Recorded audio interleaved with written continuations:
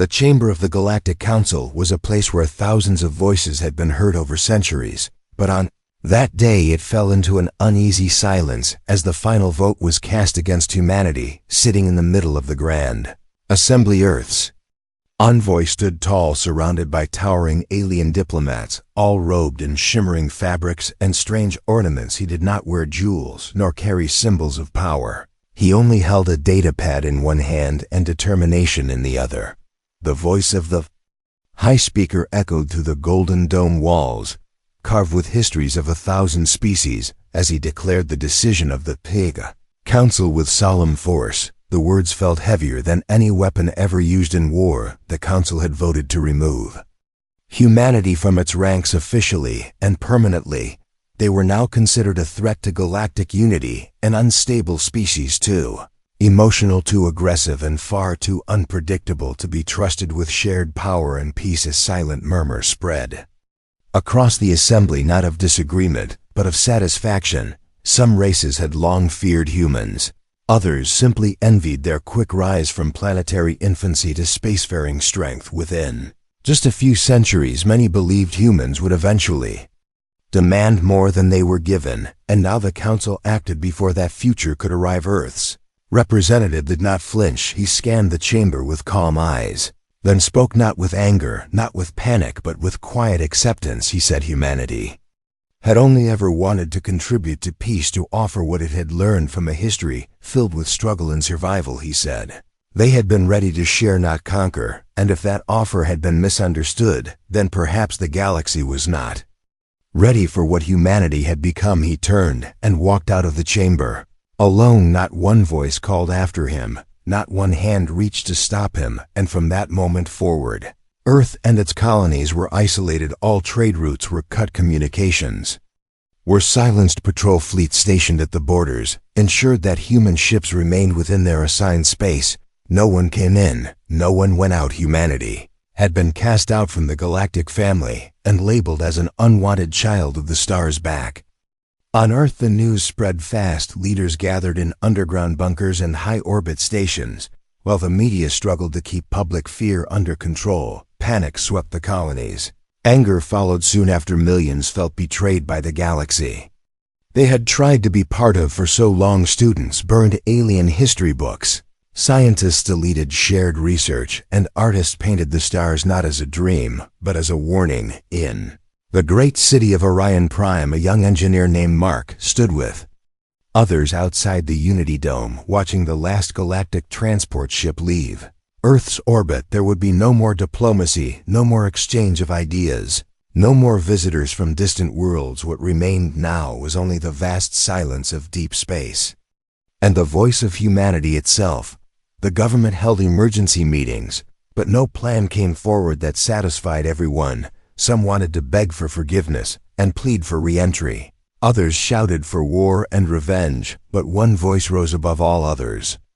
During a secret meeting held in the old Lunar Command base, an old admiral stepped forward and spoke words that changed everything. He said humanity must stop chasing the galaxy's approval and start building a future without I. Said the Council feared them not because they were violent, but because they were capable. He reminded everyone that Earth had overcome extinction-level events, survived internal wars, and endured the harshness of its own nature. No help had come from the stars when they needed it most. They had survived alone before, and they could rise again now. That meeting became the root of a new movement, quiet at first, then louder. It spread across Mars, Europa, Titan, and all human colonies. People stopped asking why and started asking how to survive, how to grow, how to protect their own without the Council, how to thrive in isolation. The movement called itself the Second Dawn, and it had one mission: to make sure humanity would never again need permission to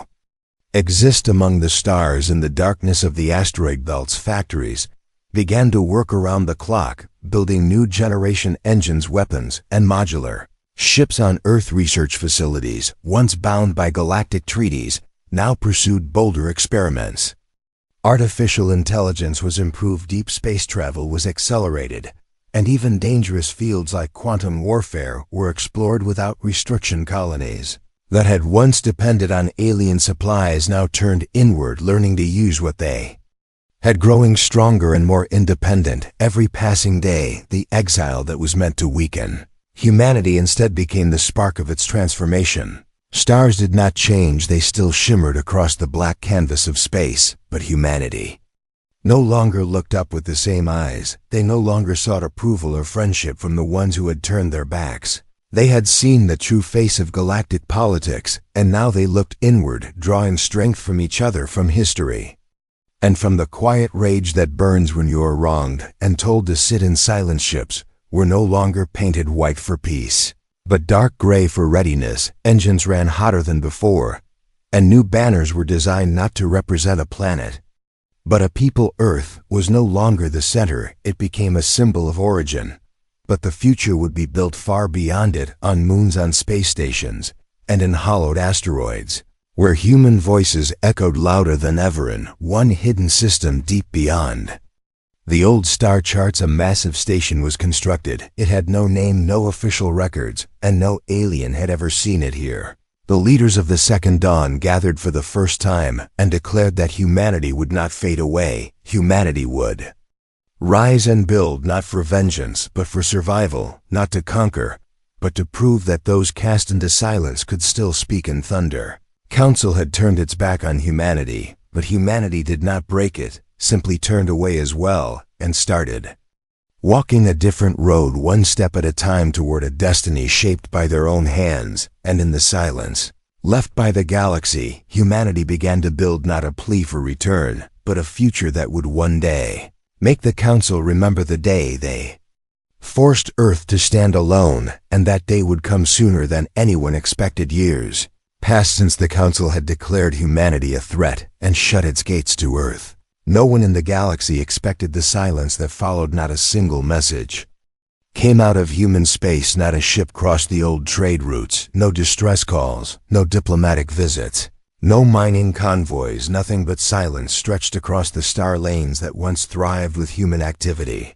Alien merchants rerouted their cargo paths, exploration fleets avoided the edge of human territory, and even pirates whispered tales of patrols vanishing near the borders. The Galactic Council believed humanity had broken under the weight of exile, that without trade support or cooperation they would collapse into civil unrest and fade into irrelevance.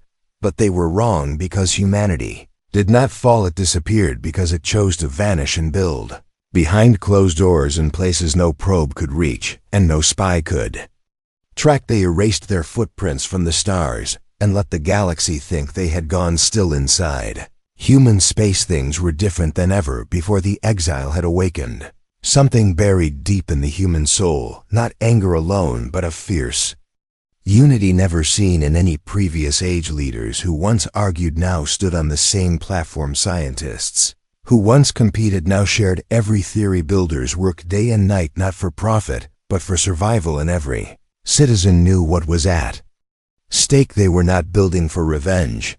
They were building for permanence on the moons of Jupiter. New cities rose from ice and steel, powered by fusion cores and shielded by thick domes.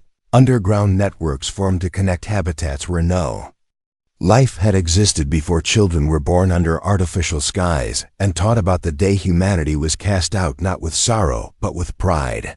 They learned how their people had once been told they did not belong, and how they chose to stand rather than kneel. On Mars, vast shipyards spread across the red deserts, assembling frames of warships, trade vessels, and long-range explorers.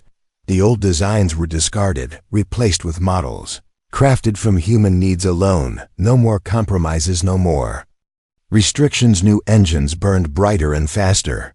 Armored hulls made from deep-mined alloys gleamed under red suns, and artificial intelligence, once limited by galactic laws, now operated without chains, learning, adapting, growing beside their creators. The Terran Council formed not as a government, but as a union of colonies, a shared voice representing Earth, Mars, Titan, Europa, and the hidden stations deep in asteroid fields.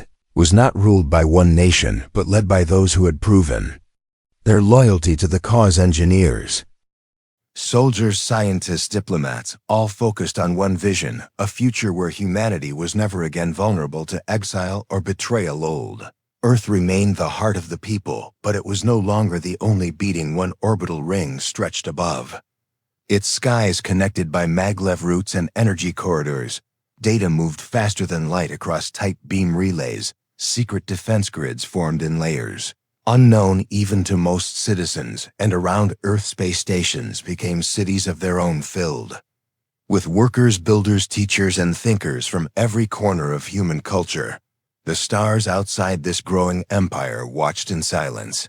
Alien races that had once scoffed now wondered what became of the humans they had banished. The Council received no clear answers, only scattered reports from explorers who claimed to see massive engines moving in the distance, strange signals hidden beneath static, and rumors of artificial moons glowing far from known systems. Some called them myths, others dismissed them as fables, but fear began to creep into those who had voted for exile in distant galactic corners where the Council held less power. Some species whispered of change. They remembered how humans had treated them with respect, how trade with Earth had brought medicine and technology, and how diplomacy had once felt more equal than with the old empires.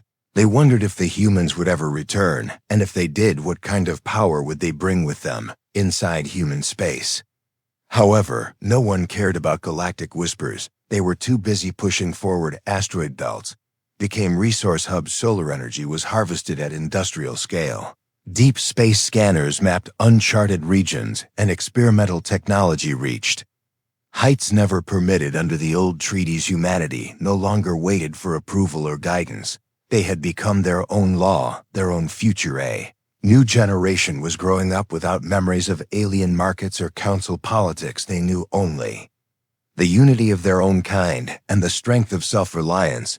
Their heroes were not old captains or explorers, but the engineers who built the first self-replicating drones, the pilots who tested new warp drives, and the coders who unlocked machine learning beyond known limits. In one silent system, a fleet of unmanned construction ships drifted around a dark star, assembling a ring station larger than any city on Earth. It was built in shadows, powered by hidden fuel reserves, and defended by cloaked satellites. The station was not a weapon, but a symbol of what humanity could now create in isolation. A fortress of knowledge, a sanctuary of design, and a warning to those who still believed humans were broken. Back on Earth, the skies were no longer empty. Test flights of advanced fighters streaked through the atmosphere, and orbital elevators carried supplies daily to the growing network above.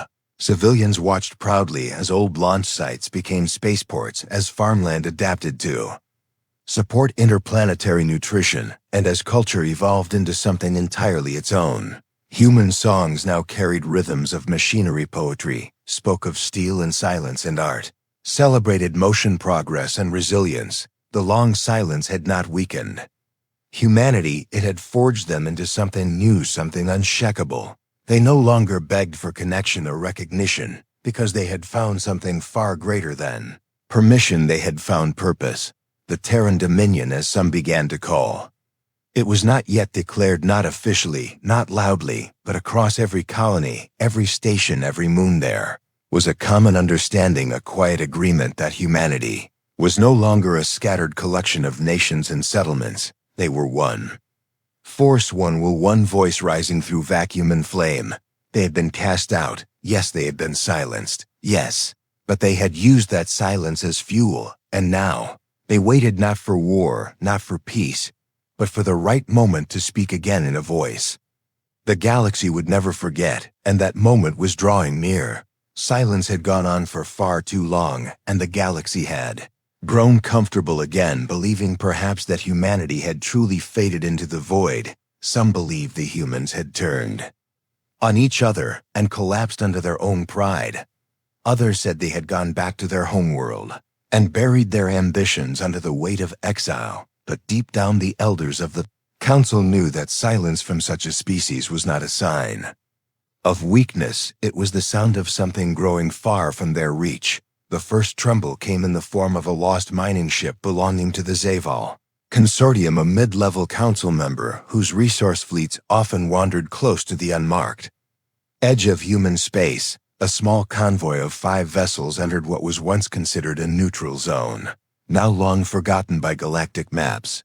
They sought to harvest metals from an unclaimed asteroid belt, unaware that human beacons had already marked the region with warnings written in a language they did not bother to translate. When the convoy crossed deeper into the belt, they were met by shadows that emerged from the silent ships, without identification codes, without standard lights, without the usual curves of alien design. What they saw were long armored hulls shaped like spears, with energy signatures far beyond known levels. Their systems froze before they could respond. Their screens went dark, and only one ship was allowed to return. Carrying no cargo, only a single message burned into its central processor: return no more. The Exile Consortium panicked. They appealed to the Galactic Council for investigation. Claiming a violation of exploration rights, they demanded protection. They requested fleet support, but the Council hesitated. No one had ventured into human space for decades, and there were no clear laws for dealing with the exiled. Some argued that it was not their concern. Others warned that provoking humans might trigger a conflict no one could contain, and still the Council remained divided. In the following weeks, more sightings were reported. Long-range scouts observed massive structures drifting at the edge of known space stations, the size of moons orbiting dark stars, fleets moving in perfect silence with no communications, no beacons, no demands, only presence. Bold and undeniable messages were intercepted and decoded, their tone not hostile, but firm: this space belongs to the Terran Dominion. Trespass at your own risk. Across the galaxy, confusion turned to curiosity, and curiosity turned to fear. The name Terran Dominion began to circulate in quiet circles, whispered in Cody council halls, and spoken with unease in military meetings. It was not an empire declared through conquest, but one revealed through patience and preparation. The humans had not asked for recognition. They had simply claimed space and defended it with calm precision. On a quiet day near the Hellas cluster, a council diplomatic vessel approached the edge of human territory. It was a cautious mission, ordered by the more moderate members of the council, who believed diplomacy could still bridge the silence. Aboard the vessel was an ambassador known for his calm demeanor, his belief in peace above politics. He carried no weapons, only words and hope. As his ship neared the border, a sudden signal interrupted their flight path. Coordinates appeared, followed by a transmission in flawless translation: adjust course to the given path. You are under observation. Do not deviate, obey, and you will not be harmed. They followed the instructions with quiet unease. Every screen showed only static. Every sensor picked up shadows moving just beyond reach, but the ambassador ordered his crew to remain steady, to trust the path. They arrived at a station unlike any ever seen. It hovered between 2 dark moons with no lights, no clear entrance, and no welcoming signs. Yet their ship was guided in with invisible force fields until it rested within a sealed hangar. They disembarked slowly, watched by no guards, greeted by no faces. Only a tall figure appeared, clad in simple armor without insignias. His voice calm yet firm followed me through wide corridors filled with quiet hums and glowing panels. The ambassador was led to a chamber that looked more like a council room than a prison. In its center stood a table with a single device resting on it, a communicator. The figure gestured to it, speak, and so the ambassador delivered his message, carefully, sincerely, offering peaceful contact, suggesting that perhaps the time for isolation was over. He asked what the Dominion wanted, what their purpose was, what their future held. The reply came not from the figure, but from the communicator itself. A voice that sounded both human and artificial, spoke not with emotion, but with clarity. Humanity was never broken. We were reshaped in the fires of exile. We do not seek war, but we do not forget we offered peace once, and were cast aside now.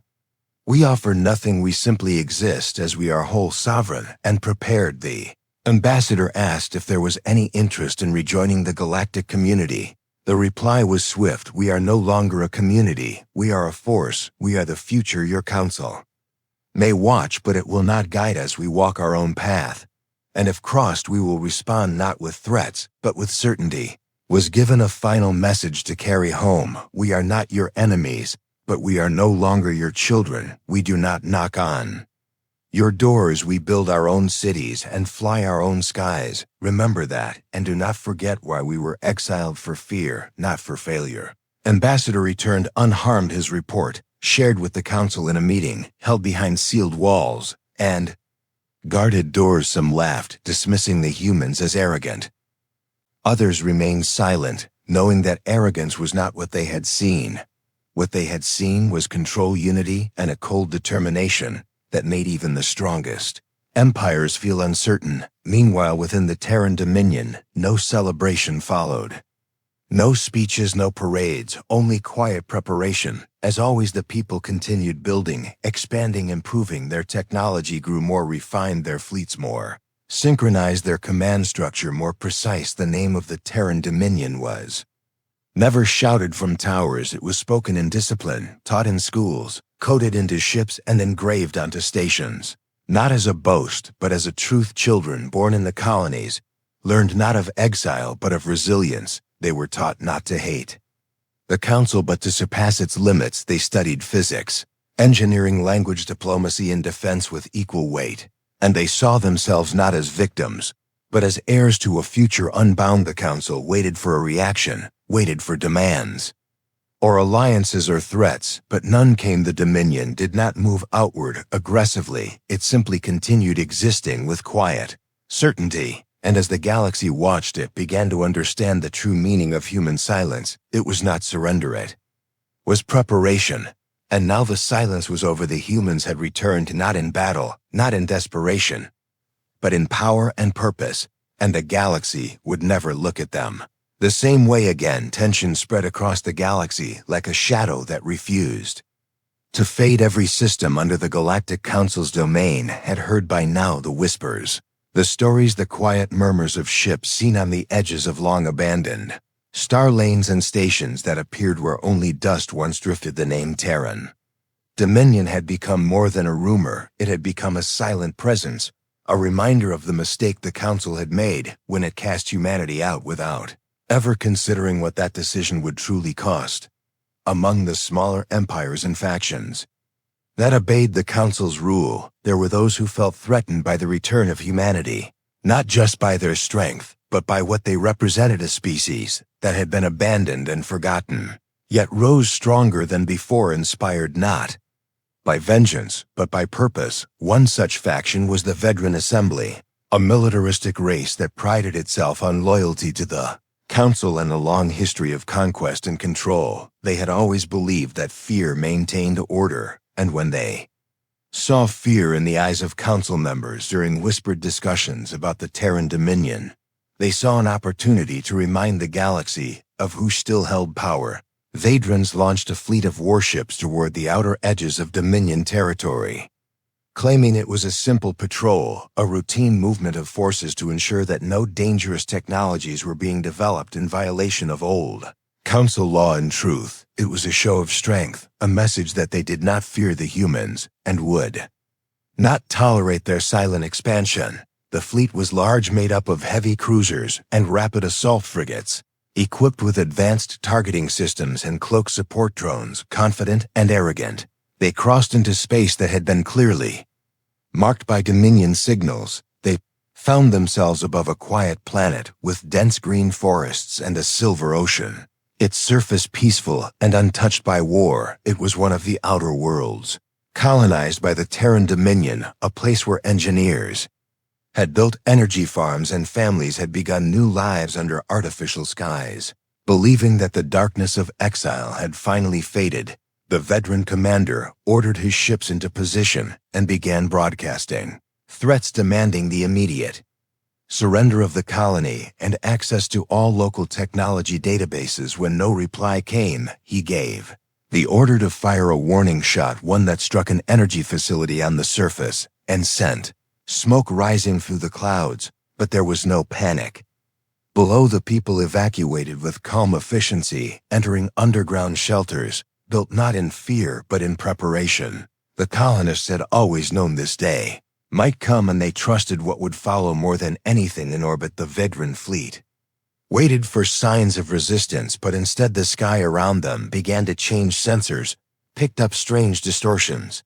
Gravity shifted in sudden waves, and the stars seemed to bend as if space itself was folding. Then the Dominion fleet arrived, not from one direction but from everywhere at once. Sleek black ships dropped from silent warp tunnels with precision formations so perfect they seemed choreographed, each vessel locked into a defensive grid around the planet. Within seconds they sent no warning, no broadcast, no threat, only action. Targeting systems activated, and in less than 2 minutes the entire Vedran fleet was disabled, not destroyed, but neutralized. Weapons systems offline, engines dead, communications jammed. The Terran ships moved without noise, without ceremony, and then sent a single message to the Council: retrieved your dogs, and do not send them again. Vedran ships were towed to a neutral zone and released without further contact. No retaliation, no lecture, no cruelty, just control, absolute and unshakable across the galaxy. The footage spread faster than any official report. Black ships gliding through space with silent engines. Clean designs, precise strikes, no wasted motion, and no mercy. Every major power watched and understood that the Terran Dominion was not just a name, it was a force that chose not to conquer, but could if it wished. Inside the council chambers, arguments exploded. Some members demanded immediate sanctions, some called for military unity, others urged caution and diplomacy, but none could agree on a path forward. Fear divided them more deeply than politics ever had. One group, known as the Reform Circle, asked for a meeting with Dominion leaders, but received no reply. Instead, the Dominion released a public broadcast, not just to the Council, but to every system across the known galaxy. Message was delivered in calm human voice, translated into every major language of space. It spoke not of revenge or threats, it spoke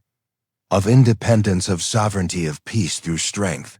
It declared that the Dominion had no intention of ruling the galaxy, but would never again be ruled. It stated clearly that any act of aggression would be met with full force, but those who sought peace would be met with open hands. It ended with words that would echo for generations. We did not return to burn, we returned to build, and we will not be cast out again. That broadcast changed the course of galactic history more than any battle or treaty. It showed that humanity had moved beyond emotion, beyond the need to prove itself. They were not the loud, rebellious race once feared by the Council. They were something else now, focused, determined, and unified. While the Council squabbled, the Dominion expanded, not through war, but through invitation. Smaller races, frustrated by centuries of Council neglect, turned their attention to the humans, sending messages of alliance, cooperation, even offers of citizenship in exchange for protection and trade. The Dominion accepted some, carefully building new partnerships. Not as rulers, but as equals, they offered technology, education, infrastructure, and security. Not as gifts, but as shared investments. And across the stars, the old power of the Council began to waver, not because of weapons, but because of relevance within. The Dominion, its people, remained steady. No parades were held, no medals were given for the disabling of the Vedran fleet. Instead, engineers worked harder. Shipyards expanded, defense networks were upgraded, children in schools learned about responsibility, not supremacy, and soldiers trained not for conquest, but for prevention. Every citizen knew their strength came from unity, and their survival came from never forgetting the silence they once endured. Humanity had returned, not to seek forgiveness, not to ask for a seat at the old table, but to build their own hall, their own path, their own peace. And for the first time in centuries, the galaxy was forced to listen, not because they wanted to, but because they had no choice. And deep in the heart of the Dominion, Earth still stood, no longer alone, no longer begging, no longer dreaming of belonging, because now it led the way forward, not behind others, but ahead into a future shaped by its own hands. Years had passed since the Council cast humanity into exile, and yet the galaxy no longer looked the same. Lines had been redrawn, old alliances had weakened, new powers had risen, and at the center Of it all stood the Terran Dominion, an empire that was never born through conquest nor crafted through diplomacy, but shaped through silence, through patience, and through a purpose that had never wavered from the moment they were cast out. Humanity had chosen to evolve, and now the galaxy finally saw what that evolution had become. The council sat fractured, its chambers, once a place of order, now echoed with endless debate, voices raised in panic, fear, and confusion. No consensus could be reached. As the older races clung to fading influence while the younger ones looked outward, searching for something new to follow, they no longer trusted the words spoken from the high podium.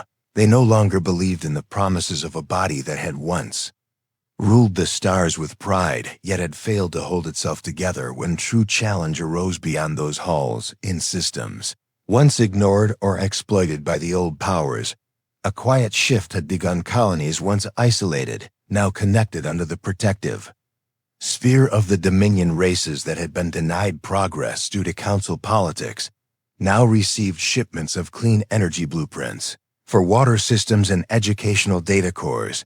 They had expected a conqueror, but what arrived was a builder. The humans did not demand loyalty, they offered partnership. They did not enforce rule, they shared tools. They did not spread fear, they brought order without chains.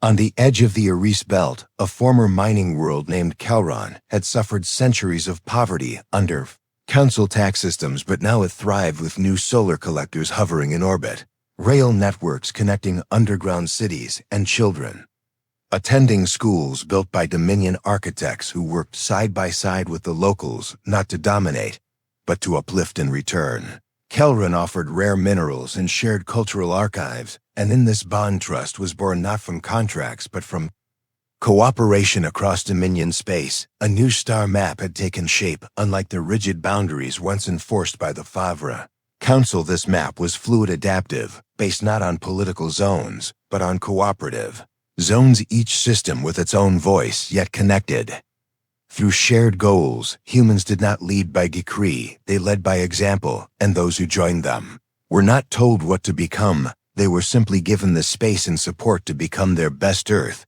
stood at the heart of this growing network, but it was no longer just Earth. It had become the prime core, a world wrapped in orbital rings, connected to space elevators that ran like silver threads from the oceans to the stars. Its skies glowed not from pollution, but from the shimmer of defense grids. Its lands bloomed with renewed life made possible by restored ecosystems and balanced technologies, and its people walked beneath twin suns, not of nature, but of engineered brilliance designed to power an entire hemisphere. The Dominion capital was not a single city, but a vast network of linked towers and bridges stretching from the Himalayas to the Atlantic, a symbol of unity, not nationalism. And within those halls, the first Interstellar Accord was signed by not just humans, but representatives of over 20 species who had chosen to walk away from the old ways and build something together based on respect, shared survival, and purpose. Beyond pride in the orbit above, the Terran Council gathered no longer secretive nor divided, but open. To all members of the Dominion, this council functioned not as a government of rulers, but as a circle of decision makers, scholars, engineers, commanders, and even artists, each given a voice based on what they contributed rather than what they claimed. Their debates were structured, their disagreements focused, and their goals always aligned with the vision that no species should ever again be cast out into silence. The council of the past had ruled by fear, but the Dominion governed through understanding. Not all were allies, yet none were enemies without cause, and those who threatened the peace were not crushed. They were contained, disabled with efficiency, and offered terms without humiliation, because power used wisely was always more lasting than power used for display. One day, a delegation from the council finally arrived, not to negotiate, but to observe. It was clear they had come out of necessity, not desire, and yet the Dominion welcomed them not with arrogance, but with professionalism. They were given tours of the starship factories, of the orbital farms, and of the education domes, where children of 10 species studied together. They were shown not weapons, but systems that could feed entire planets and engines that could travel Light years and hours they saw not parades but discipline, not statues of conquest but monuments of survival. And when they left, they carried no promises, only the weight of realization that the galaxy had changed and humanity now stood as one of its guiding lights within the Dominion's heart. One young girl stood on a platform staring at the stars. Her parents once told her stories of Earth's exile, of how they were abandoned and left to fade, how her grandparents worked in asteroid fields and slept in metal bunkers with no help from the outside, and yet they never gave up. They taught her that being cast out was not the end, it was the beginning, and now as she stared at the stars, she saw no fear in them, only potential. She knew those stars now belonged not to one race, not even just to humanity, but to all who dared to believe in something more than power. And so the Terran Dominion stood not as a monument to revenge, but as a testament to what could be built from rejection, not as a weapon raised in anger, but as a shield forged in unity, and not as a forgotten child of the galaxy, but as its future. They were cast out once in silence, but now their voice shaped the stars. They were told they were dangerous, but now they protected the vulnerable. They were judged unworthy, but now they had built an empire not of fear, but of purpose, and that empire stood not in defiance, but in destiny forever, a reminder that those who are cast out do not always fall. Sometimes they rise. The end.